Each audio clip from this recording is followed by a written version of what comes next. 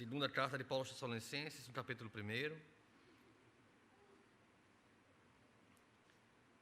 Nós vamos concentrar a exposição principalmente no verso 4, mas vou fazer a leitura do verso 1 ao fim do verso 12.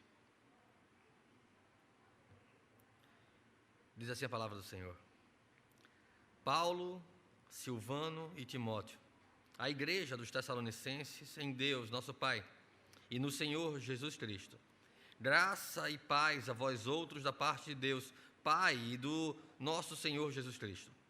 Irmãos, cumpre-nos dar sempre graças a Deus no tocante a vós outros, como é justo, pois a vossa fé cresce sobremaneira, e o vosso mútuo amor de uns para com os outros vai aumentando, a tal ponto que nós mesmos nos gloriamos de vós nas igrejas de Deus, à vista da vossa constância e fé, e em todas as vossas perseguições e nas tribulações que suportais, sinal evidente do reto juízo de Deus, para que sejais considerados dignos do reino de Deus, pelo qual, com efeito, estáis sofrendo.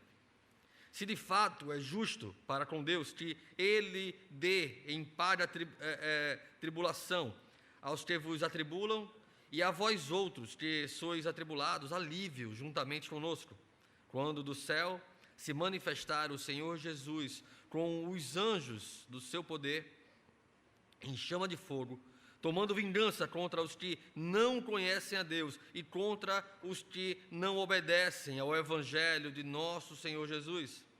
Estes sofrerão penalidade de eterna destruição, banidos da face do Senhor e da glória do seu poder, quando vier para ser glorificado nos seus santos e ser admirado em todos os que creram naquele dia, porquanto foi crido entre vós e nosso testemunho. Por isso, também não cessamos de orar por vós, para que o nosso Deus vos torne dignos de sua vocação e cumpra com todo o propósito de bondade e obra de fé, a fim de que o nome de nosso Senhor Jesus seja glorificado em vós e vós nele, segundo a graça do nosso Deus e do Senhor Jesus Cristo. Até aqui.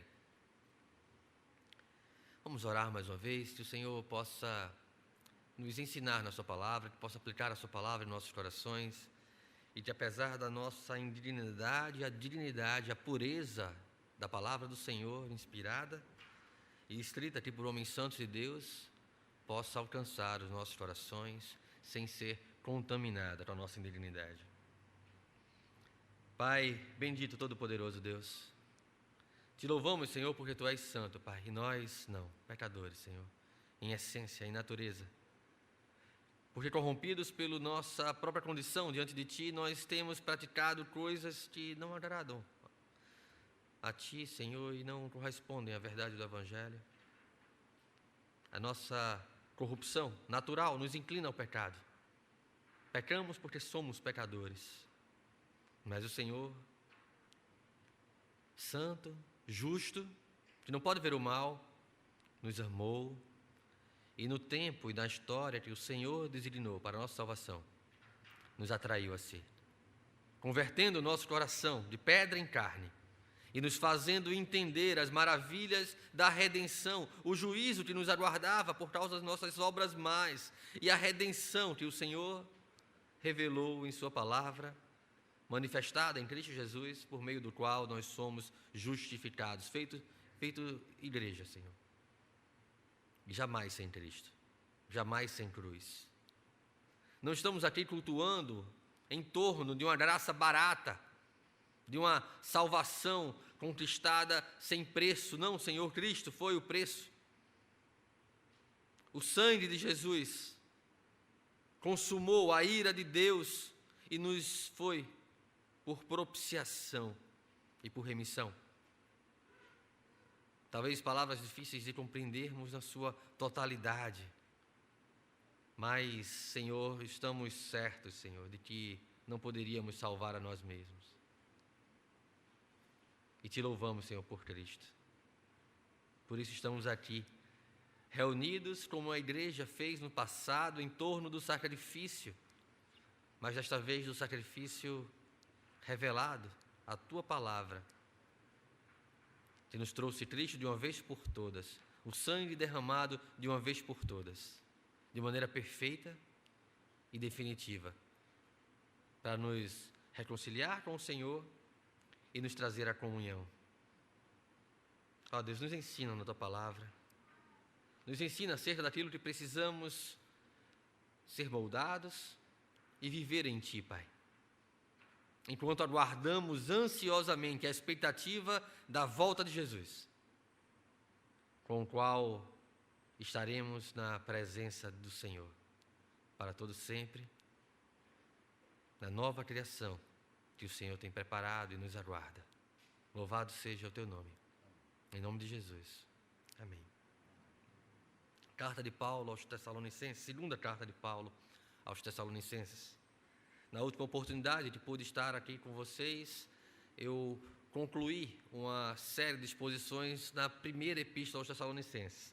Nessa segunda, em especial, nós vamos tratá-la aqui, a partir do texto que nós lemos no começo dessa carta, e então nós poderemos desdobrar um pouco mais esse tema tão rico, essa carta tão rica, na nossa EBD, que estaremos reunindo, como temos feito, estudando o Novo Testamento, e o faremos também em 2 Tessalonicenses, discutindo um pouco mais as nuances dessa epístola. Mas aqui, no texto que nós lemos, Paulo vem trazer verdades profundas para a vida da igreja, e que eu espero que possa fazer sentido na minha vida, na sua vida, para que por ela sejamos moldados à necessidade que temos de viver uma vida íntegra, inteira, fundamentada pela palavra do Senhor e por ela moldados. A igreja, meus irmãos, está em ataque. A igreja está em constante ataque por essa geração perdida, por essa cultura corrompida, que tenta imprimir valores seculares no coração da igreja.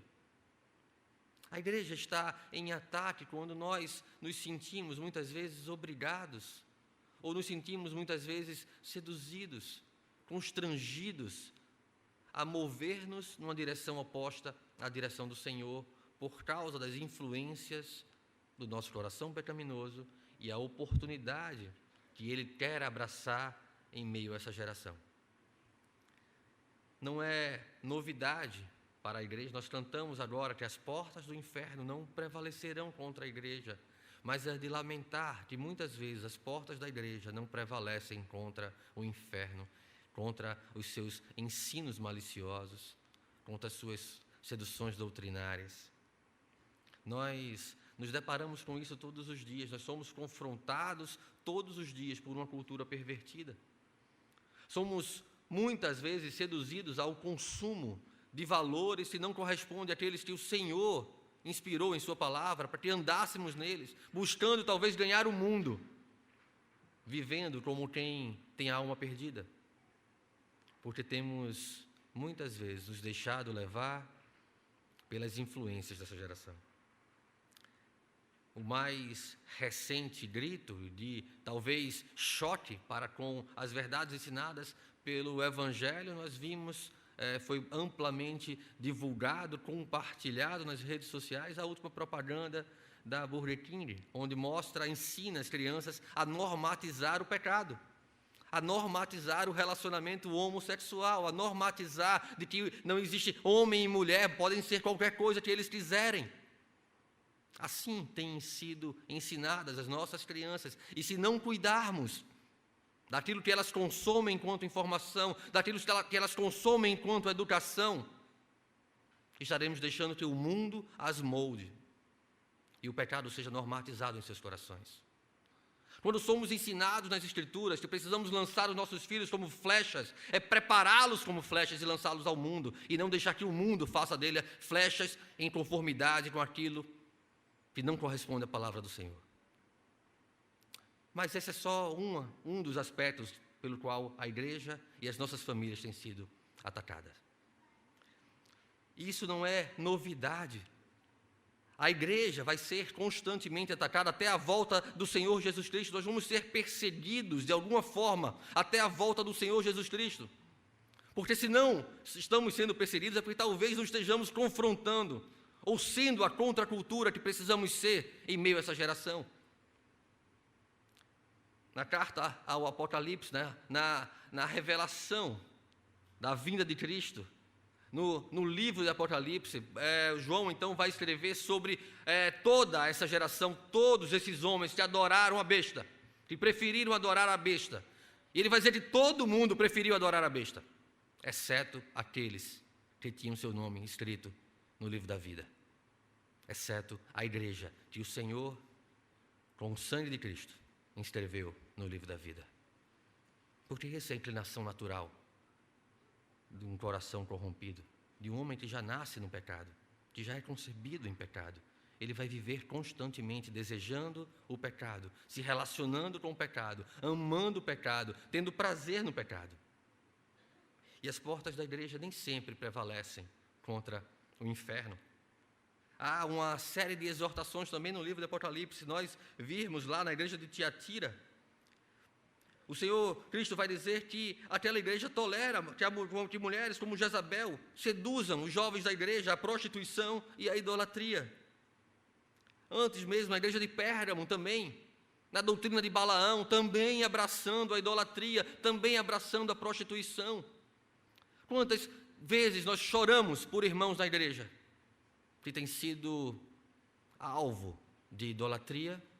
E não pense em idolatria simplesmente um culto a estátuas, mas idolatria no seu coração, colocando coisas no seu coração como maiores do que o Senhor, colocando muitas vezes cursos de vestibular, colocando muitas vezes concursos como maiores do que o Senhor, status, emprego, sonhos nesse mundo como sendo mais importante que o Senhor, fazendo com que vocês se afastem da igreja, se afastem do Senhor, não tenham tempo para Deus. Quantas vezes choramos por irmãos na igreja que caem no pecado da prostituição, relacionamentos sexuais fora do casamento, dentro da igreja, porque temos sido seduzidos pelas verdades, ou falsas verdades, na verdade, as falácias desse mundo, que são sedutoras, trazem promessas consigo. Foi assim lá no Éden, em Gênesis 3, questionam a palavra do Senhor, não é bem assim que Deus disse, tem prazer, tem promessa no pecado. E então você considera pecar como sendo algo mais, pesa ali na sua balança, como sendo algo mais proveitoso do que simplesmente obedecer a Deus, sujeitar-se a Deus. Então nós esperamos desta forma a volta de Cristo. É o fim dos tempos, como muitas vezes nós ouvimos. É de fato o fim dos tempos. Mas como a igreja deveria, então, aguardar o fim dos tempos? Como a igreja deveria se comportar? Porque estamos, sem dúvida nenhuma. Cristo nos alertou acerca disso. Olhem os sinais, estamos vivendo o fim dos tempos. Cristo voltará, não sabemos exatamente quando, mas deveremos aguardar vigilantes. Como nós temos aguardado vigilantes a volta de Cristo? Qual o sentido há na volta de Cristo para nós, igreja? Desejamos ou dizemos, não, Cristo não volta agora não, porque eu ainda tenho que realizar isso ou aquilo outro. Idolatria. Idolatria do nosso coração. Paulo visita a igreja em Tessalônica, Paulo visita a cidade de Tessalônica em sua segunda viagem missionária. Quando então ele é estimulado por uma visão extraordinária, passar para a Macedônia e não ir à Ásia como ele havia planejado. Deus muda os planos de Paulo, porque Deus tinha um plano para aquela cidade, para aquele povo em Tessalônica. Paulo então chega a Tessalônica, vai pregar na sinagoga. Muitos irmãos ali têm seu coração transformado pelo poder do Senhor, pregado ali, anunciado por Paulo. Se vocês abrirem suas Bíblias lá no livro de Atos, capítulo 17.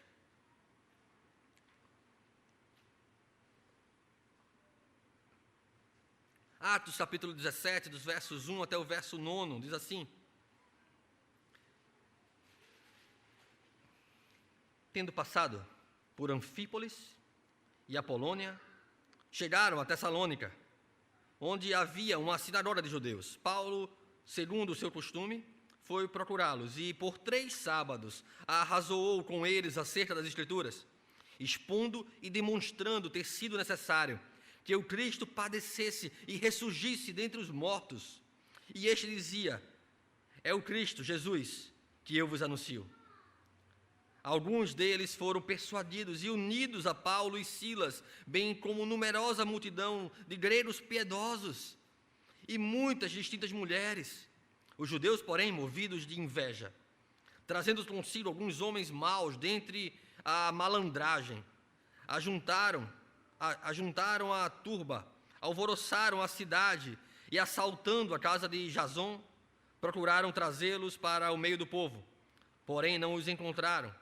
Arrastaram Jason e alguns irmãos perante as autoridades, clamando: estes que vêm transtornando o mundo chegaram também aqui, os quais Jason hospedou. Todos estes procedem contra os decretos de César, afirmando ser Jesus outro rei. Tendo a multidão, como as autoridades, ficaram agitadas, tanto a multidão quanto as autoridades ficaram agitadas. E ao ouvirem estas palavras, contudo, soltaram Jason e os mais, após terem recebido deles a fiança estipulada. Então, Paulo prega naquela cidade, ele vai até a sinagoga, prega a palavra do Senhor, muitos se convertem. Muitos piedosos têm um coração transformado, muita gente preparada para aquele encontro com Deus, que Deus planejou, que Deus então moveu Paulo a estar ali, que Deus então fez com que a palavra fizesse sentido na vida deles. Homens gregos, homens que não faziam parte dos judeus ali, daquele povo especial, que se achava mais do que os outros, mas também judeus. Mulheres distintas, como narrados pelo texto, têm o seu coração transformado pelo Evangelho. Mas uma perseguição violenta faz com que Paulo tenha que sair daquela cidade. Paulo escreve a segunda carta aos Tessalonicenses, para uma igreja como a nossa, em meio a uma geração perdida e pervertida, em meio a duras perseguições, físicas ou morais, naquele contexto muito mais físicas, pois eles perdiam a vida, perdiam suas propriedades, eram arrastados em meio às sinagogas. Hoje nós somos muitas vezes seduzidos ou humilhados, ou confrontados de algumas outras maneiras, mas sempre seremos perseguidos, porque sempre a verdade do Evangelho vai contra a cultura dessa geração. Paulo prega a uma igreja que deveria permanecer constante, deveria permanecer firme. A segunda epístola aos Tessalonicenses, ela é escrita logo pouco tempo depois da primeira. Paulo escreve ali a primeira epístola aos Tessalonicenses, defendendo a sua autoridade apostólica de muitos caluniadores, mas muito mais como uma carta de amor àquela igreja, exortando sobre alguns aspectos importantes, inclusive sobre a volta de Cristo, mas então ele se vê obrigado a uma segunda carta, porque haviam alguns ensinamentos na primeira que foram mal interpretados, mal dirigidos pela igreja, e havia criado uma série de confusões acerca da volta de Cristo. Muitas pessoas ouvindo sobre a volta de Cristo, sobre a iminência da volta de Cristo, e não queriam mais realizar os seus deveres sociais. Não queriam mais trabalhar, não queriam fazer mais nada da vida. Se você soubesse que Cristo vai voltar, qual seria a sua reação? Opa, peraí, mas vocês sabem que Cristo vai voltar. Qual é a nossa reação diante dessa certeza, dessa convicção? Como nós temos vivido? Será que nós temos vivido de fato como se ele fosse voltar? Ou não, um dia de cada vez, deixa a vida me levar. O acaso vai fazer as coisas que precisa fazer e assim vai dar tudo certo. A condição do homem corrompido traz ignorância em relação ao seu Criador, em relação a Deus. Não conhecem e não obedecem o Evangelho do Senhor. Rejeitam a verdade das Escrituras. Paulo vai tratar de um povo, de uma igreja ali que está sendo formada em meio a homens corrompidos, em meio a uma geração perdida. Em 2 Tessalonicenses, no capítulo 1, verso 8, ele vai dizer que em chama de fogo, tomando vingança contra os que não conhecem a Deus e contra os que não obedecem ao Evangelho de nosso Senhor Jesus Cristo, ele vai dizer que Cristo virá contra eles, haverá juízo na terra. Creiam nisso, haverá juízo na terra. Novamente fazendo a ponte com o Apocalipse, toda forma de mal será destruída. O fim da história está revelado. Cumprindo aquilo que o profeta Amós escreveu, de que Deus não haveria de fazer acontecer coisas sem antes revelar à igreja, ele revela em Apocalipse, haverá um fim para essas coisas. Haverá um fim para a nossa dor, para a nossa angústia, com um novo céu e uma nova terra. O livro do Apocalipse, ele revela não somente o juízo. Muitas vezes a gente não quer ler Apocalipse. É muito juízo, é muita punição. Mas o livro do Apocalipse, ele revela o triunfo da igreja, é o triunfo de Cristo. É a nossa esperança. Paulo vai tratar da segunda vinda de Cristo como uma esperança. Sim, é juízo por aqueles que estão atribulando a igreja, por aqueles que estão perseguindo a igreja, por aqueles que estão atacando a igreja. Mas a segunda volta de Cristo é a nossa entrada para a vida eterna nos céus. Sim, eles não conhecem a Deus, e eles são contra, e eles não obedecem o Evangelho de Deus. Essa é a geração perdida, que não foi transformada pelo poder do Espírito Santo. Cristo, em sua volta, retribuirá aqueles que não conhecem a Deus e se recusam a conhecê-lo.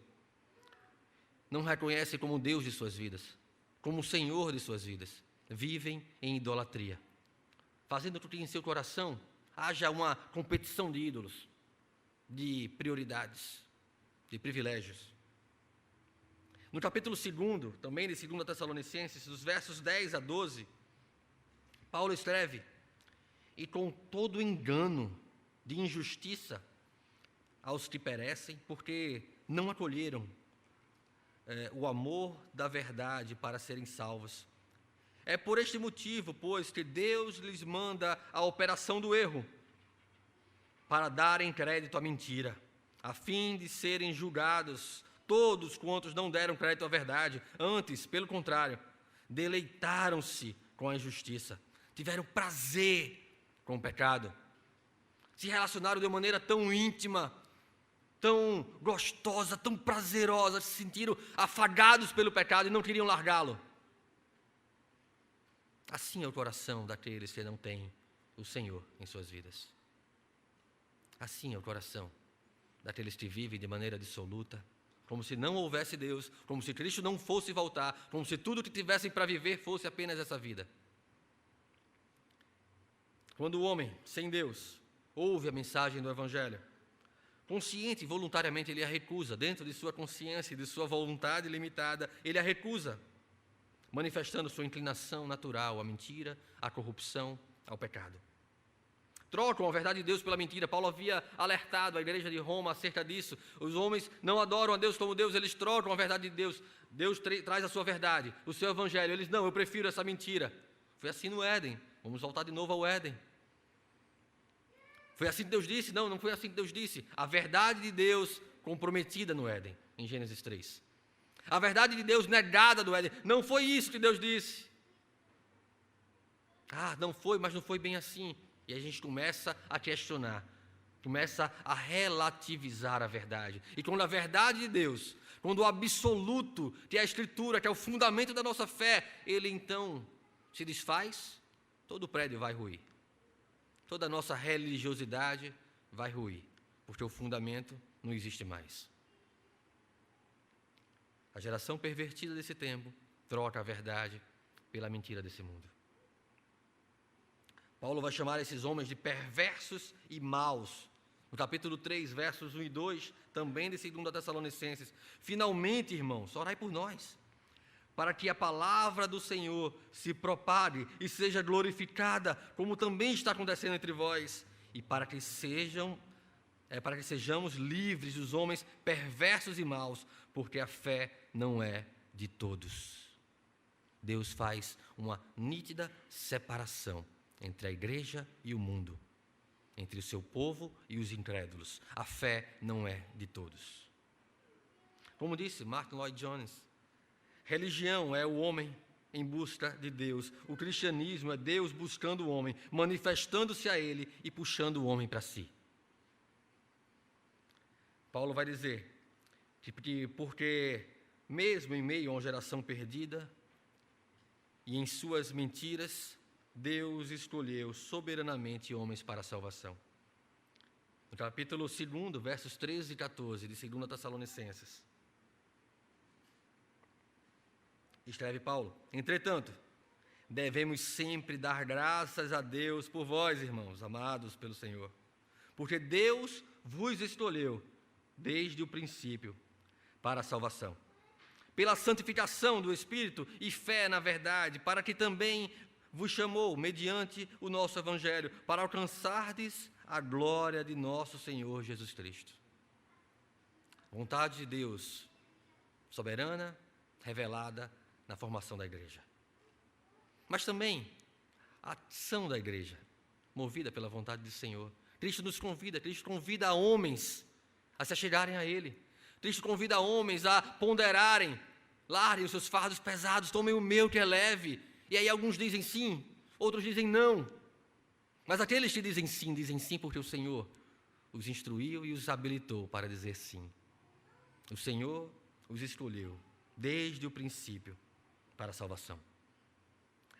A palavra traduzida aqui para escolher ou elegeu, poderia ser uma outra tradução possível, ela enfatiza o soberano prazer de Deus em sua preferência, de tomar a iniciativa livremente, sem qualquer motivação em nós mesmos. Não havia nada em nós que nos fizesse mais amáveis a Deus. Fulaninho é melhor que ciclaninho. Não, isso não é. Basta um pecado para todos merecermos o mesmo inferno, para todos merecermos a justa ira do Senhor, porque o Senhor é santo e não pode ver o pecado. Mas Deus, ainda assim, livre em seu amor, porque nos amou, está lá em Efésios capítulo 2, por causa do seu amor, porque nos amou, quando nós éramos ainda pecadores, Ele nos deu vida, Ele nos deu paz, e juntamente com Cristo, nos elegeu para uma vida eterna nos céus, a qual nós vamos desfrutar quando Cristo voltar. Quando Cristo voltar. Por isso nós esperamos tão ansiosamente a volta de Cristo. A igreja de Tessalônica deveria se animar, mesmo em meio a toda aquela tribulação, mesmo em meio a toda aquela perseguição, elas deviam se animar na certeza da salvação. Essa é a verdadeira alegria da igreja.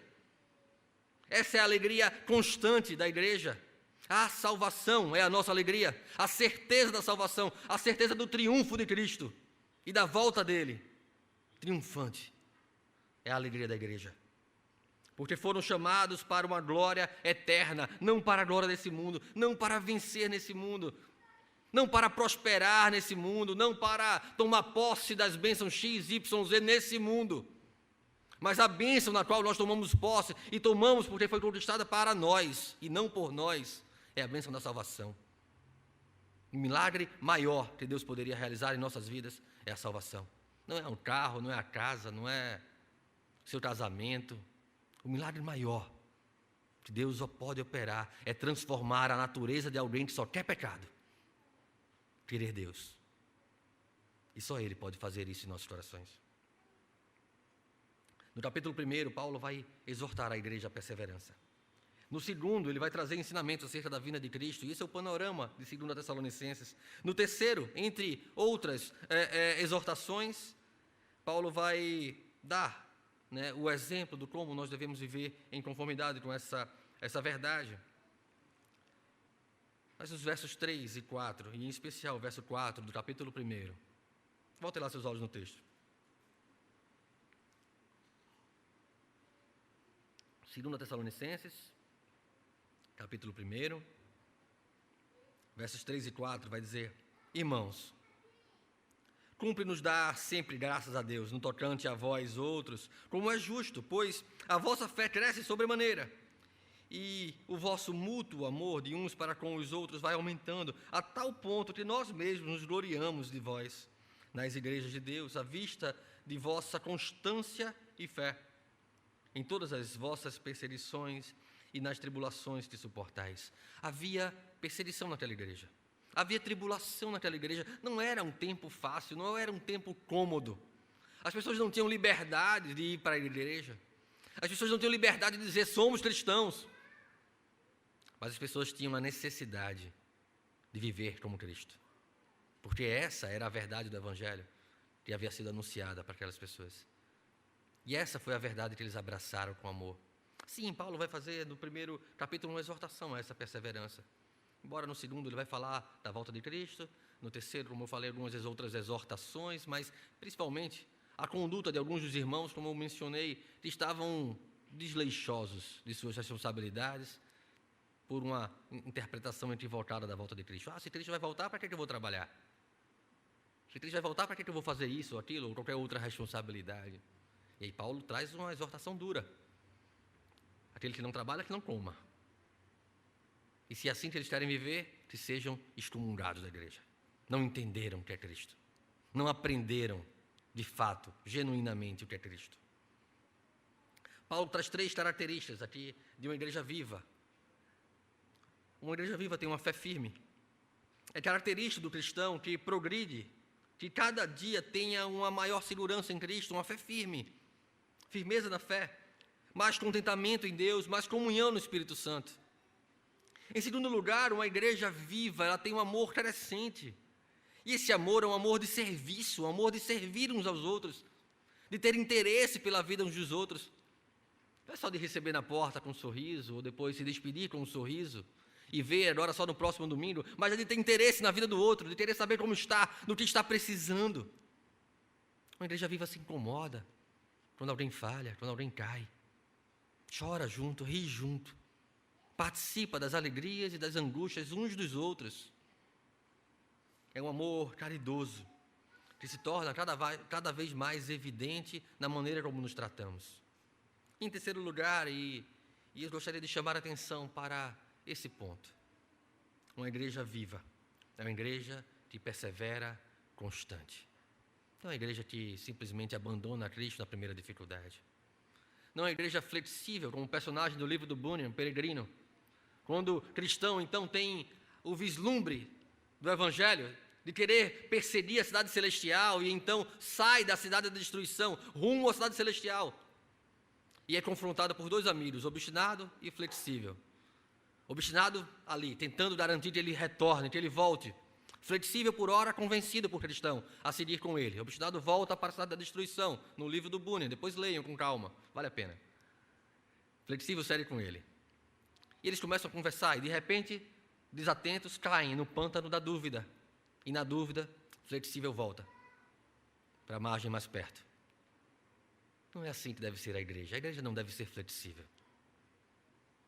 A igreja também não deve ser obstinada ao erro. A igreja deve ser perseverante, constante naquilo para o qual nós fomos chamados a ser. Constância tem a ver com resistência, mas não uma resistência passiva, é ativa. Por isso, perseverança é uma boa tradução aqui para esse texto. Uma perseverança ativa em meio à provação, em meio a circunstâncias difíceis. O espírito que não só suporta pacientemente, mas encontra oportunidade para crescer, para ficar mais forte em meio a situações difíceis. Esse deve ser o espírito da igreja. Essa deve ser a nossa motivação, a nossa maneira de lidar com essas circunstâncias. É possível que os tessalonicenses tenham enviado para Paulo uma mensagem cheia de dúvidas e desconfianças de como é que ia ser essa questão da volta de Cristo. E é também possível que tivessem receio de não serem suficientemente bons. Se Cristo voltar, como é que vai nos encontrar? Será que nós vamos ser achados bons o suficientes? Paulo, então, traz essas verdades para garantir à igreja de aquilo que elas deveriam ser seria a operosidade de Deus em suas vidas. Paulo não nos empurra ladeira abaixo para falar de como vai ser difícil, dificuldade, só dificuldade. Não, Paulo vai dizer nada disso. Paulo vai destacar as suas virtudes e êxitos que alcançaram por causa do amor de Deus, da palavra de Deus, e aquilo que somos em Cristo Jesus. Se tivermos suficiência em Cristo Jesus, é tudo o que precisamos para enfrentar qualquer coisa nesta vida. Cristo é todo suficiente para nós. Cristo é tudo para nós. Se o Senhor é o meu pastor, e o sentido correto é, eu não tenho necessidade, eu não tenho falta de nada. Eu tenho tudo o que eu preciso. O Senhor é o meu pastor. Eu posso estar em pastos verdejantes, Deus vai estar lá comigo, me guiando. Eu posso estar num vale escuro como a sombra da morte, o Senhor também estará lá comigo. E isso é tudo o que eu preciso. Nós precisamos ter essa consciência enquanto igreja, de contentamento e satisfação em Deus. Ele escolhe expressar, então, as virtudes da igreja como um orgulho pessoal.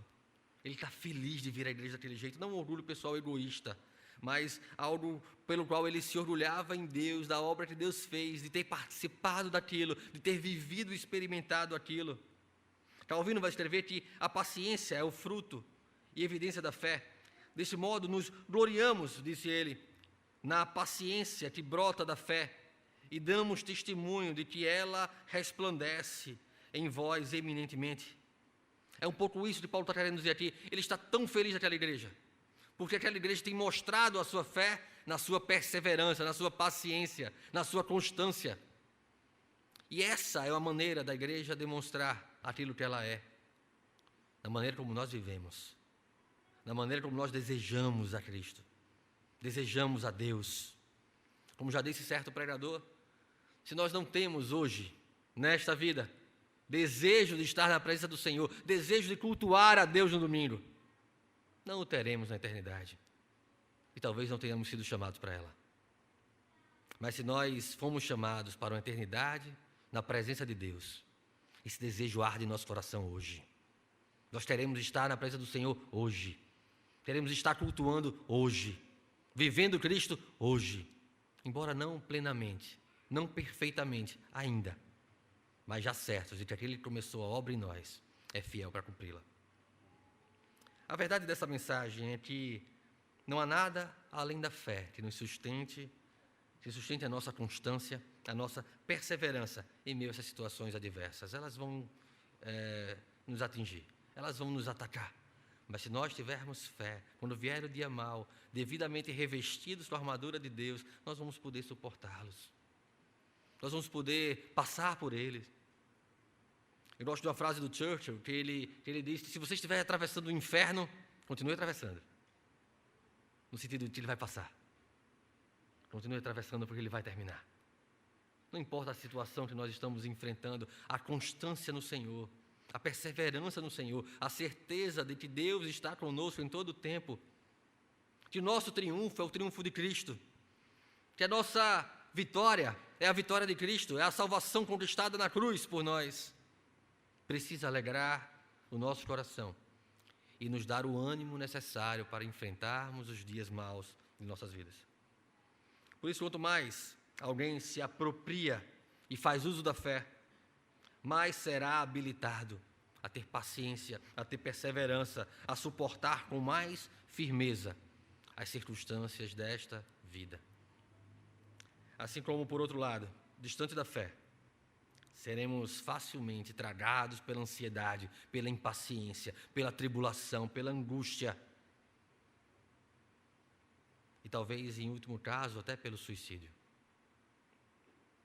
Versos 11 e 12 do primeiro capítulo da segunda epístola aos Tessalonicenses.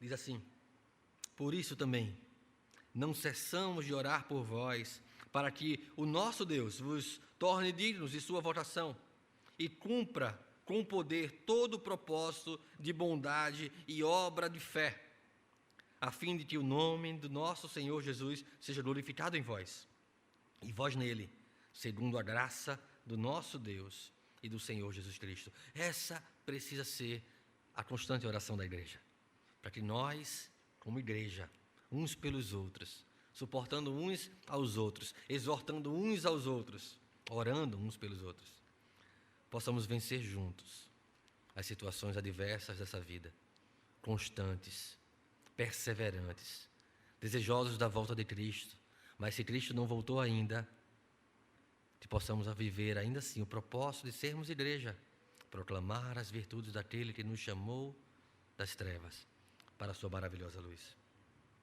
Esta fé deve nos levar à prática, deve nos levar à vida cristã, de todas as boas obras para a qual o Senhor Deus nos preparou desde o princípio, desde a eternidade, para que andássemos nela, como também executa em nosso coração a fé necessária para estarmos habilitados a isso. A perseverança dos santos, disse Lawson, é na verdade a perseverança do Salvador nos santos. A nossa perseverança é preservação. A nossa perseverança é a perseverança do Senhor em nossos corações, nos habilitando, nos dando constância, nos revelando aquilo que somos nele, para permanecermos, enfim, inabaláveis. É isso que evidencia a igreja, é como ela reage às situações e circunstâncias dessa vida.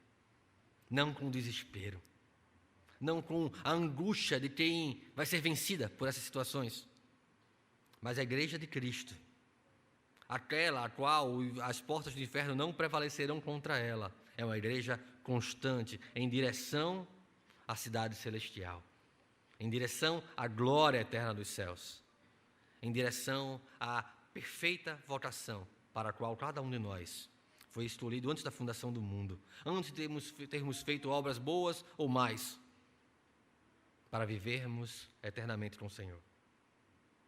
A perseverança dos santos é a perseverança do Salvador nos santos.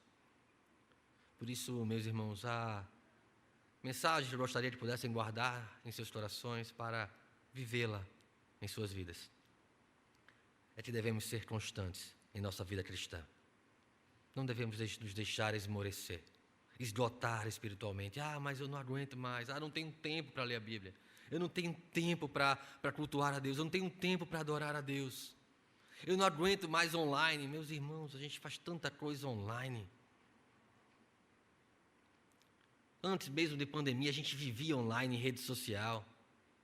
A gente trabalha online, a gente vai para a escola online a EBD online, eu não quero, eu já estou cansado para isso. Também estou cansado para isso. É claro que eu prefiro estar juntos com vocês. É claro que eu prefiro que nós possamos estar presencialmente, aprendendo junto, vendo o sorriso na cara uns dos outros, a dúvida na cara uns dos outros. Mas nós precisamos buscar a Deus com todos os recursos que nós tivermos. E não podemos estar cansados demais disso. Porque se Cristo não é tudo para nós, sim, nós somos os mais infelizes dos homens. E vamos continuar incessantemente buscando preencher o nosso coração, acessórios à nossa religiosidade. Mas se Cristo for tudo para nós, não importa o meio. Claro que eu vou buscar o melhor meio, mas não importa o meio, eu quero buscar cada vez mais conhecer a Deus. Mais conhecer o Deus e aquilo que Ele requer de mim. Mais conhecer como adorar a Deus genuinamente. E não trocando a verdade de Deus por mentira. E não substituindo o culto por outros afazeres, por outras atividades. Preenchendo o dia do Senhor comigo, com meus interesses pessoais e não com adoração ao Senhor. Precisamos ser uma igreja constante em Cristo Jesus. Que Deus tenha misericórdia de nós como igreja. Que Ele possa nos sustentar. Que a fé possa nos sustentar nesses dias maus que estamos enfrentando. Para que depois, atravessando esse inferno ou esse vale escuro como a sombra da morte, nós podemos ser encontrados como verdadeiros adoradores, que adoram em espírito e em verdade, quer no monte, quer em Jerusalém, onde quer que estejamos, em espírito e em verdade, dirigindo nossos cultos nos lares, como líderes em nossas famílias, ensinando nossos filhos no caminho que devem andar, ensinando uns aos outros, exortando uns aos outros a parecerem mais com Cristo. Que o Senhor nos fortaleça como igreja. Em nome de Jesus.